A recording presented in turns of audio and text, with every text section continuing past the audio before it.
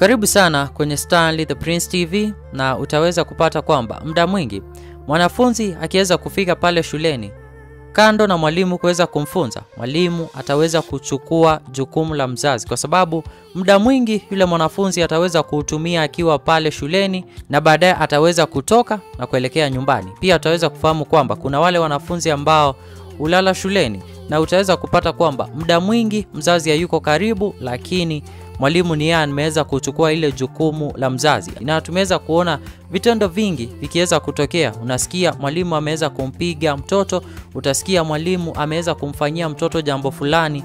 Na sasa kuna hii picha ambayo imekuwa ikiweza kusambaa kule mitandaoni, ikiweza kumuonesha mwalimu akiweza kumtengenezea mwanafunzi sare pale shuleni. Na ni picha ambayo imeweza kuwafurahisha wengi kuona hiki kitendo ambacho mwalimu huyu alikuwa anamfanyia huyu mwanafunzi. Huyu mwalimu anafahamika kama Joyce Malit, na inasemekana kwamba anasomesha shule moja maeneo ya Narok. Baada ya hii picha kuweza kusambaa sana kule mitandaoni, watu wengi wameweza kufurahia kuweza kuona huyu mwalimu aliweza kutenga muda wake na kuweza kumtengenezea sare yake huyu mwanafunzi. Una yepi ya kusema? Tupia maoni yako kwenye comment section, na tafadhali hakikisha kwamba umeweza kusubscribe ndiposa kuweza kupata updates kila wakati.